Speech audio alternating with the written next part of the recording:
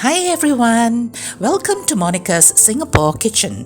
Today I'll be making Roti Jala, which means net bread in Malay. This is a savory, lacy pancake made from coconut-flavored batter and lightly fried. Roti Jala is typically eaten alongside curries and often served during weddings and festivals. It is a popular snack in Singapore and Malaysia. Come along with me to see how Roti Jala is made.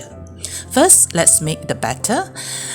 For the batter, we need all-purpose flour, 320 grams of it. We also need coconut cream. I use the Cara brand. You can use any brand. Yeah, one box is about, I think it's 200 milliliters. So there you go. It's 200 milliliters. Just use one box of it. We need orange food coloring. We are going to add 2 drops of it to heighten the color, but it does not affect the taste, so this is optional.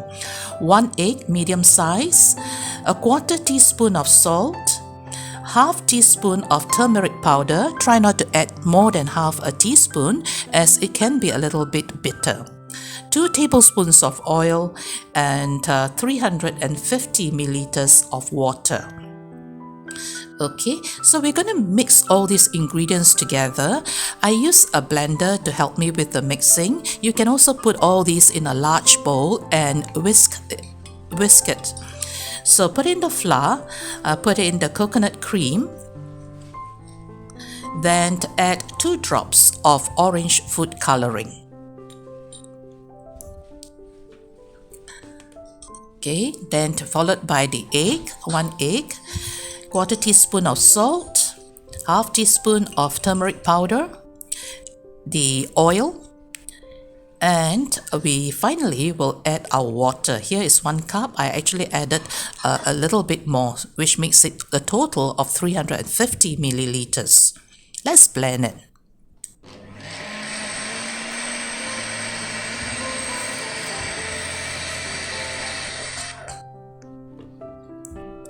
Okay, so this is the consistency that I want to achieve to create a thicker strand lace. If you want a more runny batter, add more water. I will show you the effect of having a more running batter on our Roti Jala later on in this video.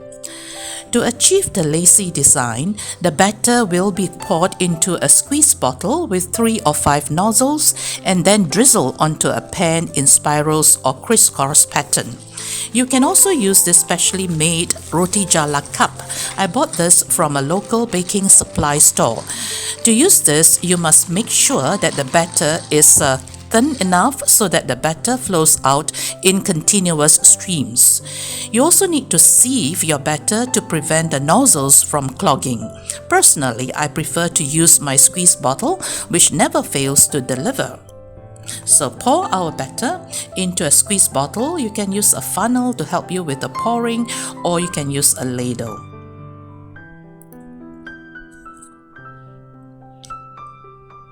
Okay, so all our batter, all of it went into my squeeze bottle.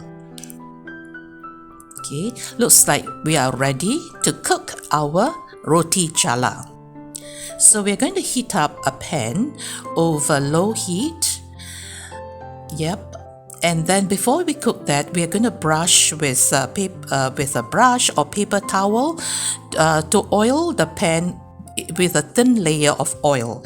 Cook over low heat.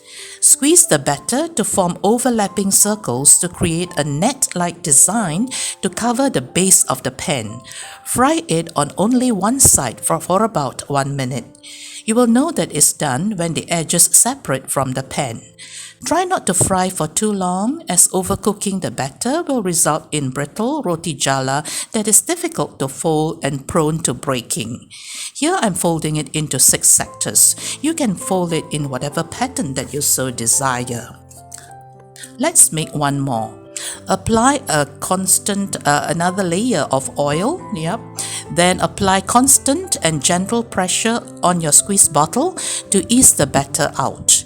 Keep moving the bottle to prevent accumulation of puddles of batter in our pan. This is where using the squeeze bottle is much better than the Roti Jala cup, as we can control the amount of batter that comes out. You will know that it is cooked when the batter darkens in color and sets. As you can see in this video, there will be no uncooked patches. So it is just about right now. It's about 1 minute already. So so we can fold it into 6 sectors. You try to fold it while it is still warm. It's much easier to do the job.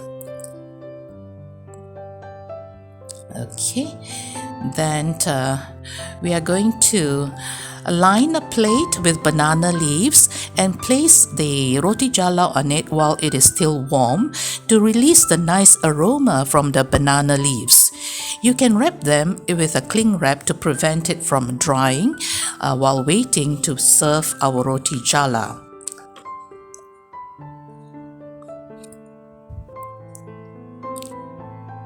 Okay, so let me show you how our roti jala will turn out if we thin down our batter.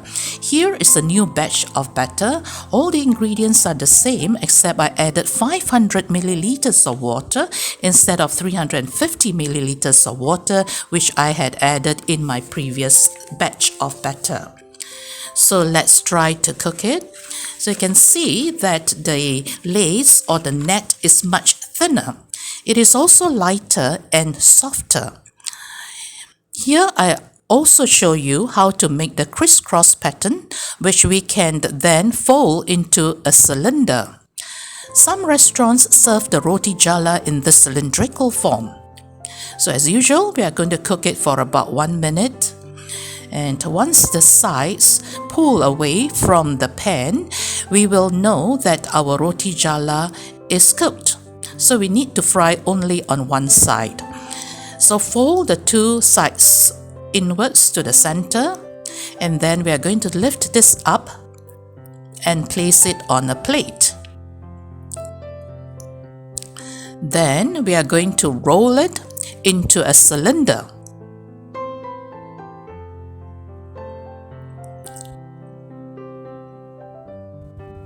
Okay, something like this. Alright, here we go. So done. Alright, now whether our roti jala is thick or thin, they are super delicious when eaten with curries, especially chicken or fish curry. The nooks and crannies of the crab-like pancake catch every drop of gravy. Roti jala can also be eaten with sweet stuff like palm sugar and kaya. To store, refrigerate in an airtight container for up to a week.